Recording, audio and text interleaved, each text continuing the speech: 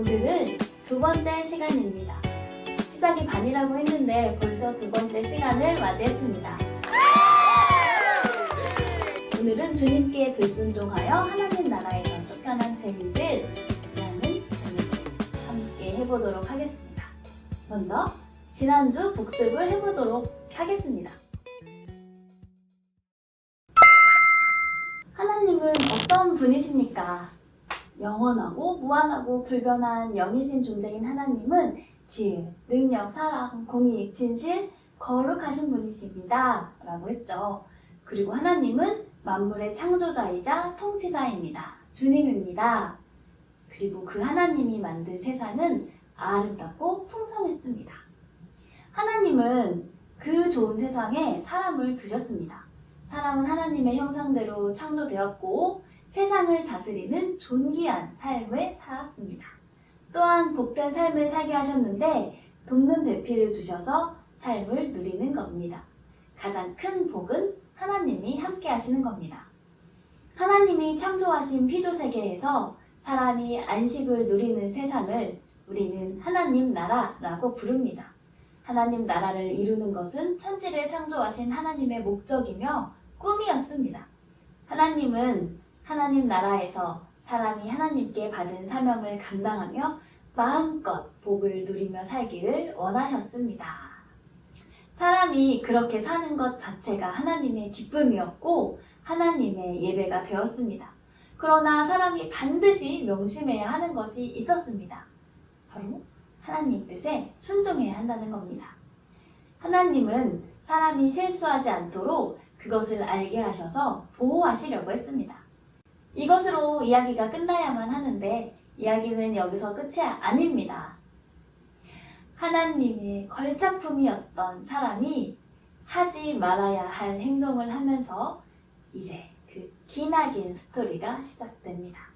오늘은 죄가 무엇인지, 그 죄의 결과가 어떠한지, 그리고 그 죄의 현장에서 펼쳐지는 하나님의 공의와 사랑에 대해서 알아보고자 합니다. 자, 그러면 죄는 무엇일까요? 죄에 대해서 알아보도록 하겠습니다. 죄는 그 시작이 있습니다. 하나님이 창조하신 하나님 나라는 아름답고 풍성할 뿐만 아니라 거룩하고 의로운 세상이었습니다. 이 말은 불의와 불경건, 곧 죄가 없었다는 뜻입니다. 그런데 이 죄는 세상 밖에서 들어옵니다. 창세기 3장 1절에 뱀이 여자에게 물어 이르되, 로마서 5장 12절에 그러므로 한 사람으로 말미암아 죄가 세상에 들어오고, 우리는 죄가 세상 밖에서 들어왔음을 알 수 있습니다. 이 뱀이 누구냐? 바로 이 뱀은 하나님을 대적하는 악한 세력의 우두머리인 사탄을 말합니다. 계시록 12장 9절에 큰 용이 내쫓기니 옛 뱀, 곧 마귀라고도 하고 사탄이라고도 하며 온 천하를 꿰는 자가 그 땅으로 내쫓기니 그의 사자들도 그와 함께 내쫓기리라. 또 계시록 20장 20절에 용을 잡으니 곧 옛 뱀이요 마귀요 사탄이라 잡아서 1000년 동안 결박하여 라고 말합니다. 사탄은 무엇이고 마귀는 무엇일까 조금 헷갈릴 수가 있는데, 히브리 표현으로는 사단, 헬라 표현으로는 마귀라고 합니다. 그리고 이 우두머리들과 함께 타락한 영들을 귀신이라고 부릅니다. 자, 이제 죄가 세상 밖에서 하나님이 창조한 세상으로 들어왔는데, 그럼 대체 이 죄가 어떤 영향을 끼치는지 한번 알아보도록 하겠습니다. 사탄의 첫 말은 하나님에 대한 모함이었습니다. 하나님이 참으로 너희에게 동산 모든 나무의 열매를 먹지 말라 하시더냐? 라고 묻죠. 자, 사람을 빈곤하게 하고 억압하게 하는 인색한 하나님으로 보게 하는 질문입니다. 사탄의 이 질문 자체가 악한 의도입니다. 하나님은 각종 나무의 열매를 의미로 먹으라고 하셨고 단지 선악을 알게 하는 나무의 열매만 금하셨죠. 이 사탄은 거짓말쟁이고 속이는 자입니다. 요한복음 8장 44절에 이렇게 말합니다. 너희는 너희 아비 마귀에게서 났으니 너희 아비의 욕심대로 너희도 행하고자 하느니라. 그는 처음부터 살인한 자요 진리가 그 속에 없으므로 진리에 서지 못하고 거짓을 말할 때마다 제 것으로 말하나니 이는 그가 거짓말쟁이요 거짓의 아비가 되었음이니라. 사탄은 거짓말을 하면서 속이는 자입니다. 여자는 이런 악한 질문을 하는 사탄을 사실 엄하게 책망하며 내쫓아야 했습니다. 그러나 그렇게 하지 않았죠. 사탄은 결국 동산 중앙에 있는 선악을 알게 하는 나무에 대해 거짓을 말하면서 첫 번째 인류인 사람들을 미혹했습니다. 자, 사탄이 여자에게 다가왔을 때 이 여자는 선악을 알게 하는 나무에 대해서 다소 어정쩡하게 말합니다. 하나님은 반드시 죽으리라 라고 하셨는데 여자는 죽을까 하노라 라고 말합니다. 그러자 사탄은 마치 기다렸다는 듯이 너희가 결코 죽지 아니하리라 라고 말합니다. 그리고 그 근거를 제시합니다. 5절에 봅니다. 눈이 밝아져 하나님과 같이 되어 선악을 알게 된다 라고 말합니다. 그러나 이것도 거짓이죠. 죄인은 죄를 범함으로 죄를 알고 선악을 알았기에 하나님과 같이 될 수가 없게 됩니다. 그러면 우리 한번 잠깐 생각해 볼까요? 사탄은 왜 하필 하와를 택했을까요? 아담에게 가지 않고 왜 하와에게 왔을까요? 창세기 1장은 창조 전체에 대한 개관에 대한 내용입니다. 그리고 2장은 하나님과 언약을 체결하는 아담에게 집중되어 있습니다. 특히 그 언약을 다루시는 본문 2장에서는 아담만 등장합니다. 창세기 2장 17절 선악을 알게 하는 나무의 열매는 먹지 말라 내가 먹는 날에는 반드시 죽으리라 하시니라. 여기서 사용된 너는 2인칭 단수로 표현되어 있습니다. 그래서 언약 체결 당사자를 얘기할 때 하나님과 아담 사이에 약속된 것이다 라고 할 수 있습니다. 아담은 하와에게 전달했고 하와가 아담이 전달한 그 얘기를 듣는 과정에서 뭔가 문제가 생겼던 겁니다. 하와가 의도적으로 하나님의 말씀을 비틀었다 뭐 이런 얘기도 있습니다. 그런데 죄를 짓지 않는 상태의 인간이 그렇게 반응할 수는 없습니다. 왜냐하면 하나님은 사람을 완전하게 만드셨기 때문이죠. 아담은 제대로 전달했을 겁니다. 그래서 사탄이 생각했을 때 아담을 바로 찾아가기에는 위험이 크다고 생각했을 겁니다. 사탄은 전략적으로 하나님과 사람이 맺은 이 언약을 깨트리는 대상을 하와로 선택한 겁니다. 그 아담에게 찾아가는 위험 부담을 덜고자 하와를 선택한 겁니다. 그러나 사단도 확신할 수는 없었겠죠. 사단도 시공간에 한정되어 있기 때문에 함정을 팔 수는 있지만 인간의 속 마음까지는 알 수 없습니다. 사탄의 접근 방식을 보면 하나님이 참으로 먹지 말라 하시더냐? 라고 하며 덫을 깝니다. 그 상황을 연상하게끔 유도한 겁니다. 하와는 자기의 이해를 드러내죠. 사탄은 인간의 속마음을 모르니까 예상과 판단을 하고 그 정보를 끌어낼 수 있는 형태로 질문을 합니다. 하와는 그 질문에 걸려듭니다. 사탄은 하와가 갖고 있는 그 이해가 충분하지 않음을 확인하고서 단호히 죽지 않을 것이다 라고 말합니다. 부정확한 것을 확인하고 그것을 뒤집는 단호한 선언을 해버립니다. 사탄은 충분히 하와를 살피고 전략을 세우고 접근한 겁니다. 그래서 이 언약과 함께 구현하려고 했던 하나님의 왕권이 위기에 빠집니다. 하와는 아담을 찾아가죠. 아담은 결국 그 아내와 운명을 같이 합니다. 결과적으로 사단이 쳐놓은 덫에 걸려듭니다. 죄가 어떻게 이 세상에 들어오고 어떻게 그 영향력을 끼치게 되는지 이 사탄의 유혹의 과정을 한번 잘 묵상해 보시길 바랍니다. 이것은 지금 우리에게도 여전히 사탄이 실행하고 있는 방식입니다. 자, 그러면 우리는 이제 죄의 정의를 내릴 수 있습니다. 피조물인 사람이 창조주 하나님처럼 되려고 하나님께 불순종하는 것이 바로 모든 죄의 본질입니다. 5절에 기록되어 있습니다. 첫 인류가 범한 죄의 동기는 하나님처럼 되려는 것이었습니다. 불순종의 범죄 이전에 이미 하나님의 말씀을 믿지 않았습니다. 불신은 불순종을 낳는다는 것을 우리는 알 수 있습니다. 아담의 범죄는 스스로 하나님처럼 마음대로 행하며 자신을 높이려는 것입니다. 거짓 자유, 자기 사랑, 자기 숭배, 이것이 바로 범죄의 시작입니다.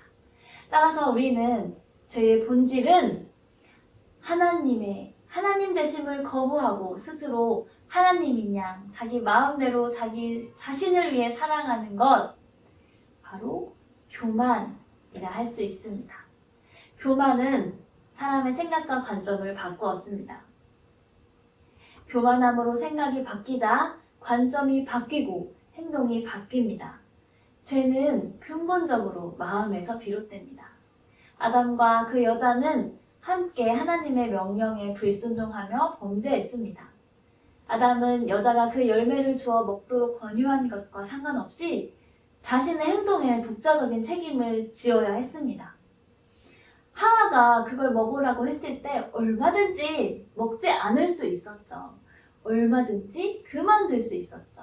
그러나 스스로 그렇게 한 겁니다. 자, 이렇게 세상에 죄가 들어왔을 때, 아담과 하와가 죄를 범했을 때 이제 그 결과가 어떻게 나타나는가, 그 죄의 결과가 무엇일지 우리 한번 알아보도록 하겠습니다. 사람이 범죄한 후에 하나님은 뱀, 여자, 남자의 죄를 하나씩 밝히십니다. 하나님은 그 죄에 합당한 벌을 내리시는 공의로운 분입니다. 그 순서대로 죄를 드러내시고 그 역순으로 죄에 대해 벌하십니다. 하나님은 자기 분에 못 이겨서 죄보다 과하게 벌하시는 분이 아닙니다. 하나님은 합당한 벌을 내리셨습니다. 심판 이전에 죄의 결과는 즉각적으로 분명하게 드러납니다. 사람은 하나님의 영광을 잃어버린 수치스러운 존재가 됩니다. 하나님과 함께할 수 없는 죄인이요 하나님의 영광을 잃어버린 수치스러운 존재라는 것을 알게 되었습니다. 원래 하나님의 형상대로 창조된 사람은 영광스러운 존재였습니다. 또 그 죄인과 수치를 가리기 위해서 무화과 나뭇잎을 엮어 치마로 삼아서 자신을 가리고자 했습니다. 그러나 사람이 마련한 그 어떤 것도 사람의 죄와 그로 인한 수치를 가릴 수는 없습니다. 죄인은 더 이상 하나님 앞에 나아갈 수 없으며 그분의 낯을 뵐 수 없어서 숨을 수밖에 없습니다. 죄 자체가 하나님을 떠난 겁니다. 그로 인해 하나님의 관계가 끊어졌습니다. 타락 전에 하나님은 아담과 대화하시고 교제를 즐기셨습니다. 그러나 죄를 범한 이후부터 사람은 하나님을 떠나기 시작합니다. 하나님은 아담과 하와를 찾으시는데 인간 쪽에서 불편함을 느낍니다. 하나님은 영원하고 불변하신 거룩한 공의, 지혜, 진실, 사랑, 능력 등의 성품을 가지시는데 그 성품을 견디기가 힘들기 때문에 숨어버립니다. 인간은 스스로 소외됩니다. 이 소외가 깊어지면 두려움이 생깁니다. 그래서 헌신을 쌓고 왜곡된 종교 현상이 발생되는 겁니다. 아담은 인류의 대표이기 때문에 이 죄와 죄로 인한 죽음의 상태는 모든 인류에게 스며들어 버렸습니다. 하나님은 이제 그 죄를 하나씩 따져서 사탄과 여자와 아담을 심판하시며 각자에게 합당한 벌을 내리십니다. 표를 참고해 주시면 좋을 것 같습니다.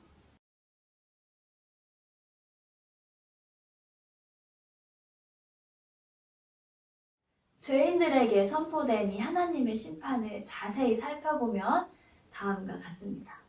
뱀에게는 여자의 후손이 내 머리를 상하게 할 것이다 라고 3장 15절에 말씀하십니다.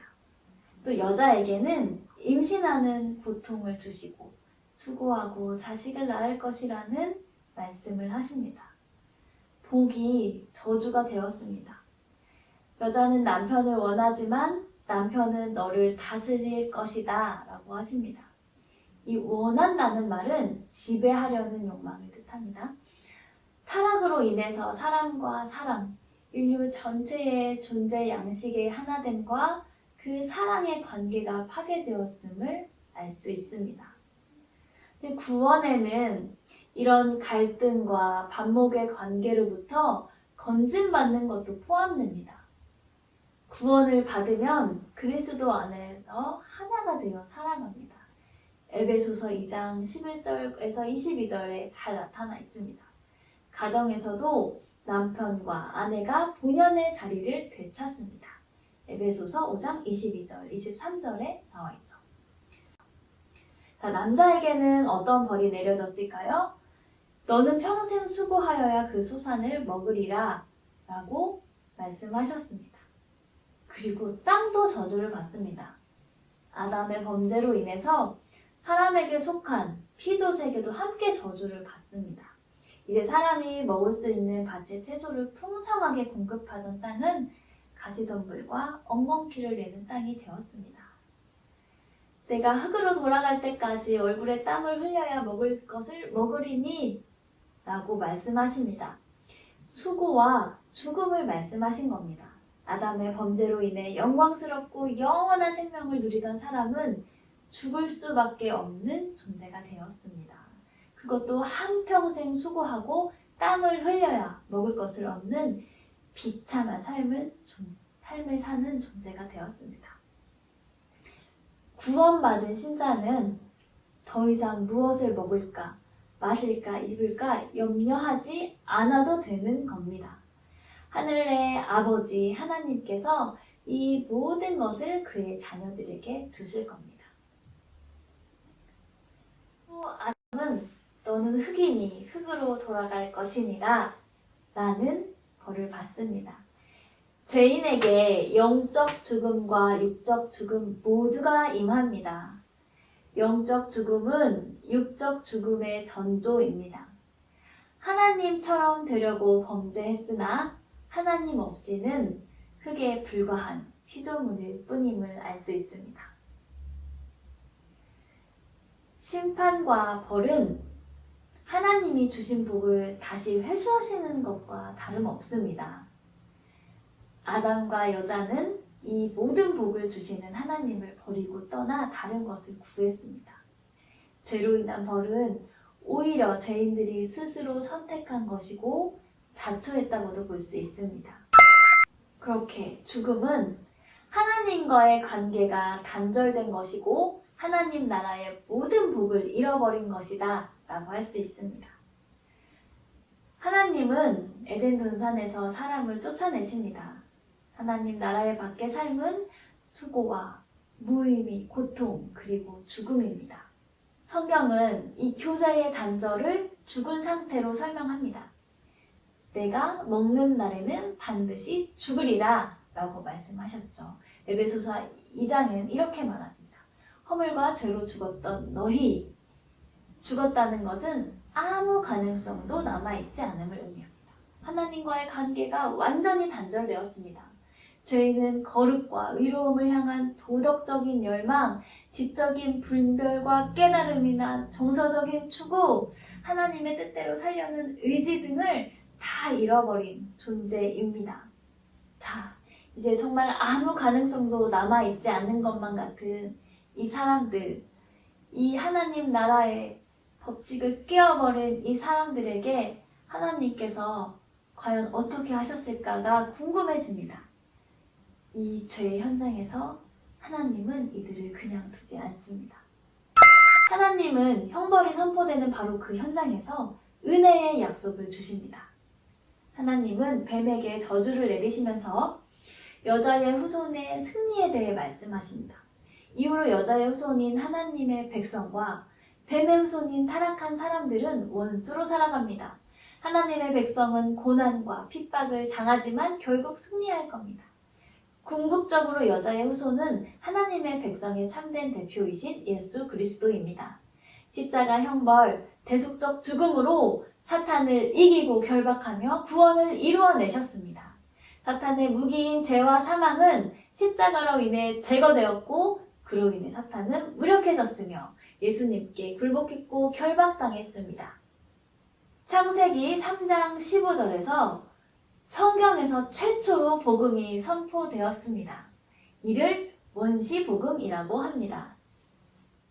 죄의 결과는 죽음이었으나 아담은 그 아내의 이름을 하와, 생명이란 뜻의 하와라고 지었습니다.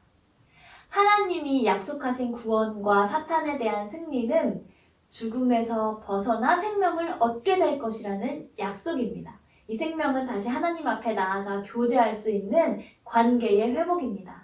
즉 하나님 나라에 들어가는 것이죠. 이 생명은 하나님의 풍성하신 돌보심으로 하나님 나라의 복락을 마음껏 누리는 삶입니다. 죄로 인해 죽음을 맞이한 사람에게 생명이란 이름이 얼마나 아이러니한 상황입니까? 이것이 하나님의 은혜입니다. 또 가죽옷도 은혜입니다. 하나님은 아담과 그의 아내 하와를 위하여 가죽옷을 지어 입히시고 그들의 수치를 가려주십니다. 죄인은 그 죄의 수치를 무화과 나무 잎으로 가리고자 했습니다. 그러나 여전히 하나님의 낯을 피하여 숨을 수밖에 없었고 죄의 형벌은 피할 수 없습니다. 무화과 나무 잎으로 엮은 치마는 죄인의 어리석음을 잘 보여줍니다. 햇빛을 조금만 쬐면 그 나뭇잎이 금방 시들어 버리니 얼마나 부질없는 짓입니까? 죄인의 수치는 오직 하나님만이 가리실 수 있습니다. 가죽옷은 수치를 가리기 위해 다른 생명이 희생되어야 함을 가리킵니다. 하나님이 이때 형벌 대속적 죽음이라는 방식을 계시하셨을 겁니다. 그리고 4장에서 곧바로 희생 제사가 소개됩니다.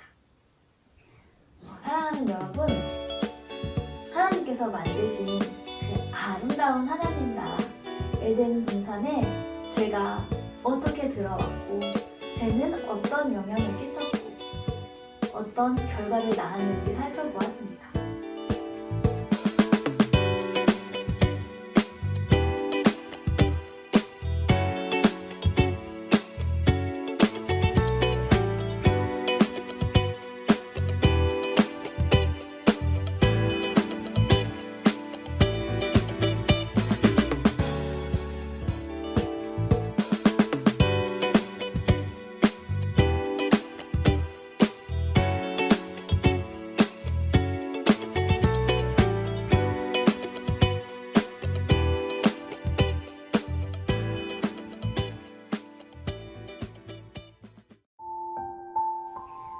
사랑하는 여러분, 죄는 교만에서 시작됩니다. 하나님께 불순종하고 하나님처럼 되려는 그 마음이 바로 교만입니다. 그러나 하나님은 그 죄의 자리에서 곧바로 은혜를 베푸십니다.